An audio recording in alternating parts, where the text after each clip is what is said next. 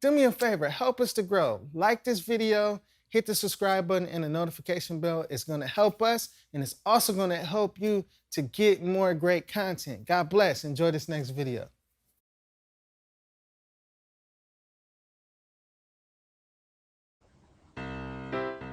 Hey, Jermaine Griggs here, and welcome to another edition of Theory Talk. Now, in this particular discussion, we're going to talk about why the number system is so important to ear musicians.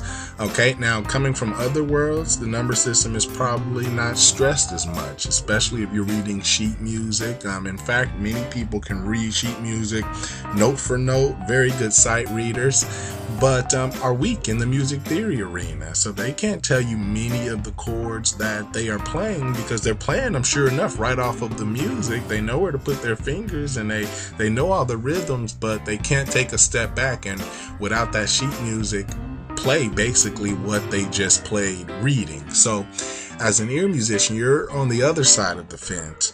It is imperative that you understand what you're doing. Now, many people, when they first get started, especially in certain genres, they get away with being able to just play. They picked up something, they memorized something, a friend showed them something, and they can get away with just kind of playing, sounding good.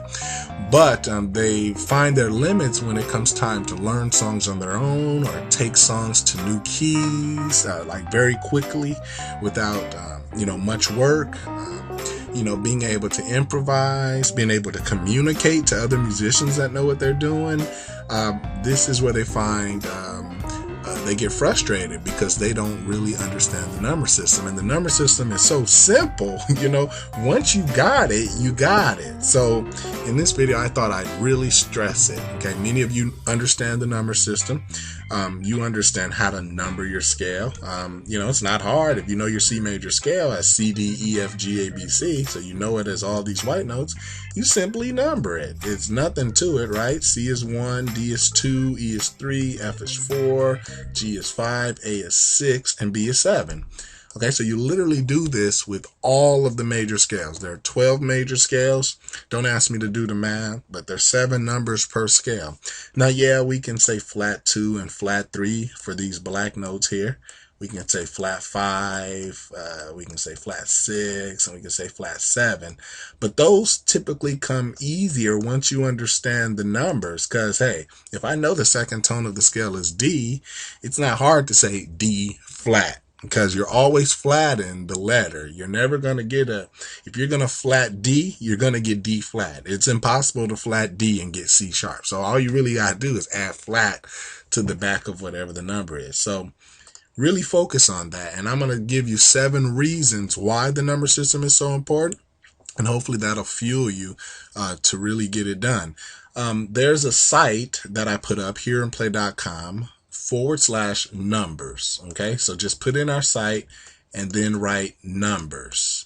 Okay, just spell it out. When you go to hearandplay.com/numbers, it'll transfer you to a page like this. It's a 28-page document that I put out not too long ago. And not only does it have all your scales listed here, notice the scale and then the numbers. How great, right? F major, bam, B flat major, E flat, A flat. You got all your scales here. And you have all the numbers. So I would definitely print that out. And then I took it upon myself to make you flashcards because, whenever I had to learn something like this back in my day in college and stuff, I would do flashcards. And I found that they were very effective for me. Now, maybe not everybody can do flashcards, but it's worth a try. Okay. And basically on one side, it says first tone of C. Okay. First tone of B flat. First tone of A flat. So these are the first tone cards. If you flip it over, you got the answer. Okay, the answer is flipped. So notice C is on this side because when you print on it, it's opposite, the mirror effect. But I put the number here, so you always know that this is the answer for flashcard 1. This is the question for flashcard 1. So just follow the directions and make these flashcards, cut them out, staple them to each other, or glue them to each other, or if you're advanced, print on the other side of the paper. And now you have yourself, I believe, like 96 flashcards, if my math is correct. 87 according to this. Okay, so 87 flashcards.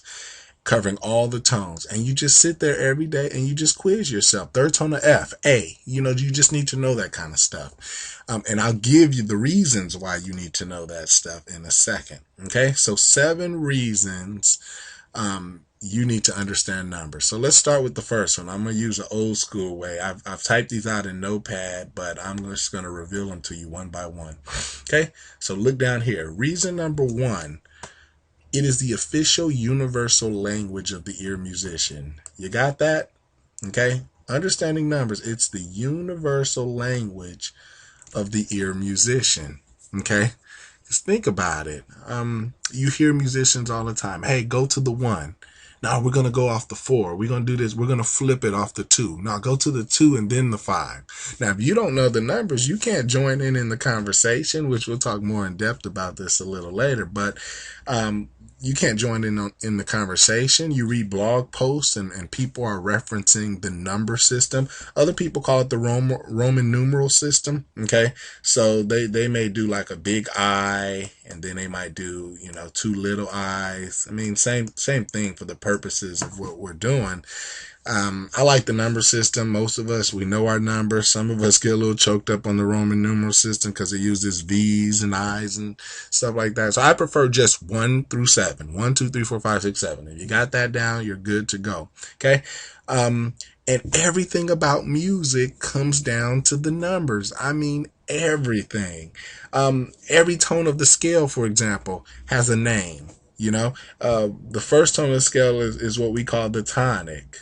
Okay.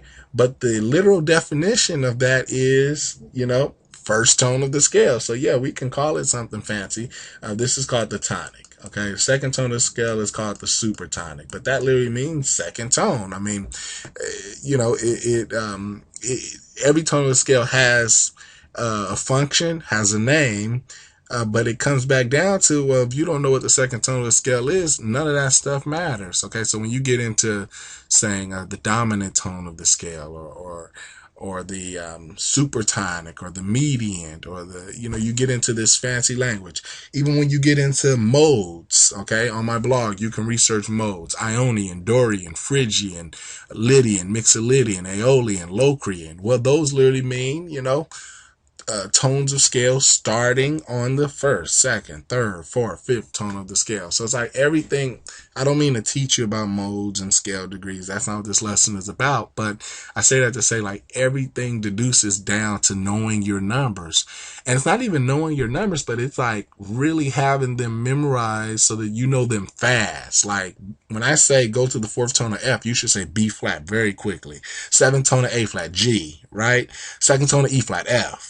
3rd tone of D flat, F. 5th tone of D flat, A flat. 5th tone of G, D. You should have them that fast. For learning purposes, you're here, in the club, and we're doing a lesson, and we're like, hey, this is a 6251 in the key of D. Who wants to have to stop, figure out 6251 in the key of D? Right? It would be great if you already knew that was B going to E, going to A, going to D, right? So even for keeping up, it's like the absolute foundation of what you should know. You don't have to be able to play a lick. But if you understand the number system, it will move you so much further along than somebody still having to look them up or it doesn't come as fast as it should. Many people, for example, my daughter, she knows her ABCs now, but a couple years ago, it was like, A, B, C, D, E, F, G, H, I, J, K. And then if I stop her, I'm like, okay, and then come back, it's hard for some people to start something in the middle. They have to start all over just to get up to that point, right? Or if I told you, what's the 11th tone of the alphabet, you probably have to start from the beginning and start counting. Okay. Now in music, you want to be the opposite. You want to know everything separate from each other. You don't want to have to go back to your memory and think about the C major scale, count up to the 5th tone, and then finally say G. You want to know every tone separate from each other. And that's why I did the flashcards. That's why I think the flashcards are great, because when you're quizzing yourself on every tone individually. You're not having to rely on playing the C major scale to know, oh, now I know it's the 6th tone. No, you want to know the 6th tone independent of any other tone. tone. You don't want to have to play the scale to get to the sixth tone and finally know the answer. You just want to know sixth tone of C, A, right? Sixth tone of F, D, sixth tone of A flat, F, sixth tone of G flat, E flat. Bam, it should just come to you. Okay, because indeed it is the universal language. Reason number 2, many shortcuts can be executed by understanding the number system. I'll just give you a few right here, and they're all throughout our musician transformation program. But for example, a lot of people know that you can play a minor scale. Okay, a lot of people are scared of the minor scales, but they know their major scales. But they don't know that one little trick can allow them to play their minor scales. For example, here's a C major scale, right? C, D, E, F. Excuse my writing on this mouse today. G, A, B, C. And for the purposes of this exercise, you're going to have to bear with me as I go up a second octave. So C, D, E, F, G, A, B. Now here's the thing. This is the C major scale from this C to C. I extended another octave as well. Now, most people don't know that to play a minor scales are basically major scales with different reference points, okay? There's nothing different about minor scales than major scales. You don't even have to learn a new formula. You know, some of you guys know the why won't he wear white when hot method that I came out with many years ago, which is just a whole step, half steps. Just take the first letter of each of those words, why won't he wear white when hot, and you get whole step, half step, whole step, half step, right? In this, you know, you don't even have to do that for the minor scales. I know some teachers teach it like that, and I'm like, why? What is the point? Because the minor is found in the major. So the magic number is 6. Basically, if you want to know if you're in a major key like C major and you want to know what is the relative minor of the key that you're in, go to the 6th tone, okay? And the 6th tone, really, it's easier to find it backwards than going way up here. So it's A. 6th tone is A, okay? A is the relative minor of C, and C is the relative major of A. Let's just think of them literally as relatives. Let's just say they live in the same house, they share the same food, they share the same housing, they share the same street, they share everything. A minor has the same notes in it as C major. They have the same number of sharps and flats. In this case, no sharps, no flats in the key of C major. That's why A minor is all white keys. C major is all white keys. If you want to play a minor scale, you can literally play the notes of C major starting and ending on A. That's why I never tell anyone to learn minor scales independently, or not.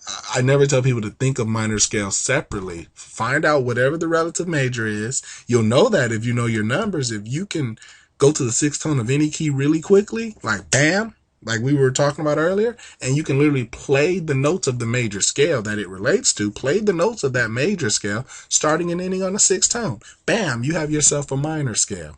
You wouldn't be able to do that, though, if you weren't on your feet quick about what is the 6th tone of whatever key I'm in. Okay, another example. Many people know that you can play major 9 chords by combining 2 small major chords. What are those major chords? The 1 and the 5. So if I'm in the key of C major, what is the 1? Now you need to be quick, C major.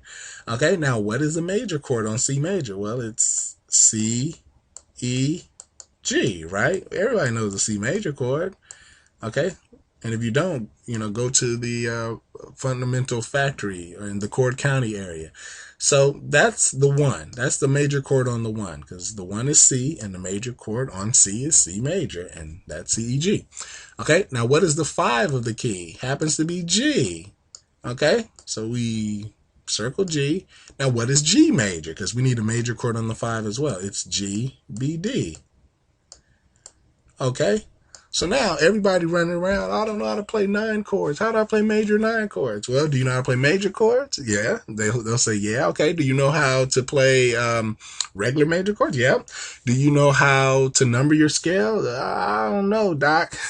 See, that's the key. That's why numbers are so important, because if you know the 1 and 5 of any key and you know the major chords that fall on those tones, bam, combine them together either with your left and right hand or all together, because you don't have to play the G twice. The G is common, so basically just mesh them together and you have yourself a major 9. Now, what if I told you all chords are like that? The minor 9 is the same way. You just take C, E flat, G, okay, because the minor chords have flat 3 in them. But then the G major is now G minor, okay? So basically, the C minor 9 is the opposite. It's the 1 minor plus 5 minor. Okay, now, by the way, all these formulas we talk about in Chord County, okay? So you might want to check that out. But the point here is that many shortcuts can be executed by understanding the number system. So far, in just a couple minutes, we've learned how to play our minor scales by simply knowing our major scales. We went from the 6th to the 6th tone. Then we took it a step further. We know how to play major 9 chords by combining a major chord on the 1 plus a major chord on the 5. I showed you that. We know, and I wasn't even expecting to show you the minor 9, but it was so easy to create that because all we do is, it's the same concept, but we play minor chords on each of those. Now, all extended chords have those same kind of formulas, okay?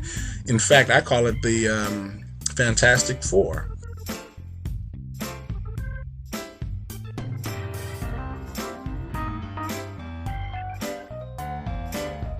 Hit the subscribe button and the notification bell. That way you don't miss out on any more of the great content we got coming your way.